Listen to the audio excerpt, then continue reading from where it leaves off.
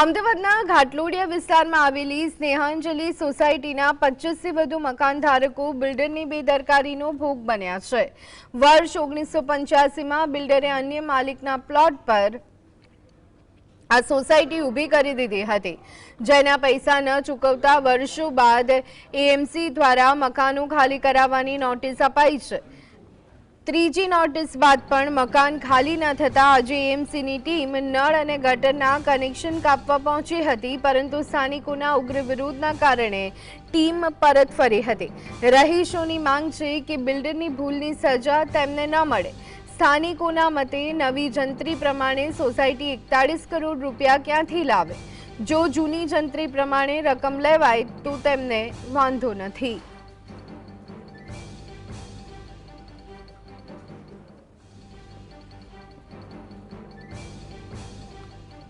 તો અમદાવાદના ઘાટલોડિયા વિસ્તારમાં આવેલી સોસાયટીમાં આ વિવાદ જે છે તે સામે આવ્યો છે। સ્નેહાંજલિ સોસાયટીની આ ઘટના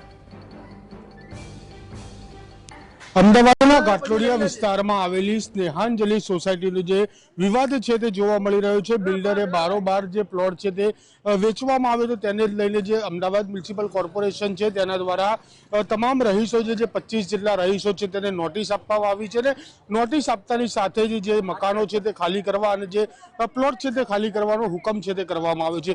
મહત્વની બાબત એ છે કે જૂની જંત્રી પ્રમાણે અને અત્યારે હાલ જે નવી જંત્રી પ્રમાણે રૂપિયા 41 કરોડ જે છે તે ઓફિસ જે સ્થાનિક લોકો છે તે લોકો ભરશે તો જ આ જગ્યા છે તે તેમને પરત આપવામાં આવશે તેવી પણ વાત છે તે અત્યારે હાલ સુપ્રીમ કોર્ટનો એક ચુકાદો છે તેની અંદર દર્શાવવામાં આવી છે। આપણે સીધી વાત સ્થાનિકો સાથે કરીશું, જે સ્નેહાંજલિ સોસાયટીના જે સ્થાનિકો છે તેમની સાથે વાત કરીશું। સીધી કાકા, શું છે સમગ્ર મુદ્દો? બિલ્ડર દ્વારા કયા પ્રકારની છેતરપિંડી કરવામાં આવી અને બિલ્ડર કોણ હતો આ સમગ્ર ઘટનામાં?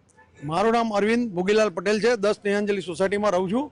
અમારી સોસાયટી 35 થી 40 વર્ષ પહેલાં બનેલી છે। 83ની સાલથી લઈને 90 સાલ સુધીમાં પજેશન આપેલું છે બિલ્ડરે, કાંતિભાઈ જ્યોતિરામભાઈ પટેલ, અંજના બિલ્ડર્સ, એ લોકોએ અમને પજેશન આપ્યું છે। અમે પૈસા આપીને ઓએનજીસીના બધા સભ્યો છીએ, અમે પૈસા આપીને મકાન લીધેલા છે। હવે અધિકારીઓની ભૂલ ગણો કે અમારા બિલ્ડરની ભૂલ ગણો, જેની બી ભૂલ હોય, અમે પૈસા આપીને મકાન લીધેલું છે અને અત્યારે અમને 2008માં ખબર પડી, સમાચારમાં આવ્યું, ગુજરાત સમાચારમાં, કે ભાઈ તમારી સોસાયટી ગેરકાયદેસર છે। તારે તો અમને ખબર પડી કે ભાઈ અમારી સોસાયટી આવી રીતે કંઈક પ્રોબ્લેમ લાગે છે। એ પછી અમારા બિલ્ડરે અમને દિલાસો આપ્યો, આજ દિન સુધી એવો દિલાસો આપ્યો કે હું પૈસા ભરીશ, તમને કંઈ થશે નહીં। એટલે અમે બેસી રહ્યા અને છેવટે અમારે એ નોબત આવી કે મ્યુનિસિપલ એએમસીમાંથી તોડવા માટે કાલે બી આવ્યા હતા અને આજે બી આવ્યા હતા। મેન્ટલી હેરેસમેન્ટ કરે છે અમને કોર્પોરેશનવાળા। જી ચોક્કસ, બીજા કેટલાક મહિલાઓ છે તેમની સાથે પણ સીધી વાત કરીશું। આંટી, આપ કેટલા વર્ષથી અહીંયા રહો છો અને અત્યારે કોર્પોરેશન દ્વારા નોટિસ પણ આપી દેવામાં આવી છે, અત્યારે પોતાની ઘર વખરી કઈ રીતે તમે ચલાવી રહ્યા છો? બહુ મુશ્કેલથી ચલાવીએ છીએ આપણે। અમારા હસબન્ડ ઓએનજીસીમાં નોકરી કરતો હતો, એને 89માં અમે બુકિંગ કરાયો હતો।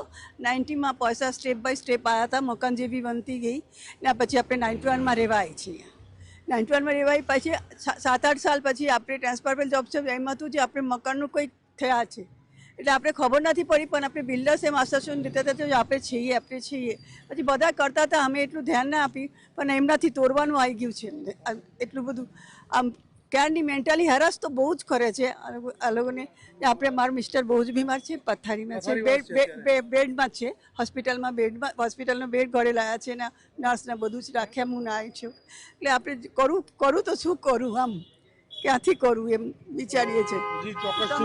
મકાન જ બચાવો, આપણે બીજું કશું જોતા જ નથી કે આ બી મકાન આપણે જિંદગીમાં એક જ વખત બનાવી શકીએ કે આપણે નોકરીવાળા માણસ છીએ ને, એટલે જ। બીજા પણ કેટલાક સ્થાનિક છે તેમની સાથે પણ વાત કરીશું કે તમે અહીંયા કેટલા વર્ષથી રહો છો અને અત્યારે હાલ શું સ્થિતિ જોવા મળી રહી? કારણ કે અમદાવાદ મ્યુનિસિપલ કોર્પોરેશન દ્વારા પણ નોટિસ આપી દેવામાં આવી છે। અમે અહીંયા 35 વર્ષથી રહીએ છીએ અને અત્યારે હાલની પરિસ્થિતિ પ્રમાણે અમને કાલે કોર્પોરેશનમાંથી અહીંયા અમારે વીજળી, લાઇટ બિલ, પાણીનું એવું કટ કરવા માટે માણસો મોકલેલા હતા, એનો અમને ઉગ્ર વિરોધ કરીને અમે એમને પાછા મોકલેલા છે।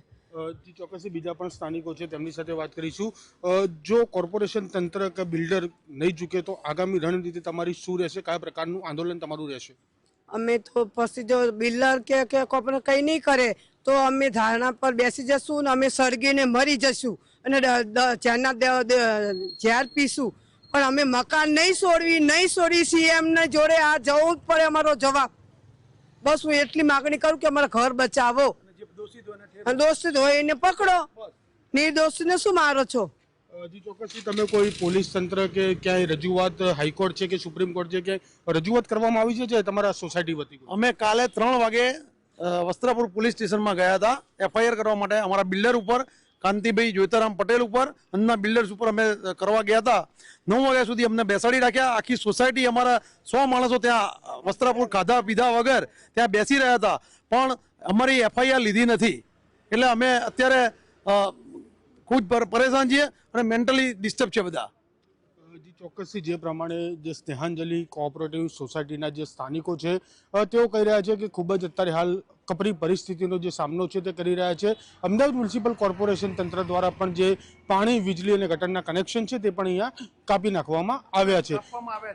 એટલે કહી શકાય કે અત્યારે હાલ જે ચોક્કસથી જે સ્નેહાંજલિ સોસાયટીના સભ્યો છે તે હેરાન પરેશાન જોવા મળી રહ્યા છે. કેમેરા પર્સન મિત ભટ્ટ સાથે ધવલ બારોટ, GS TV.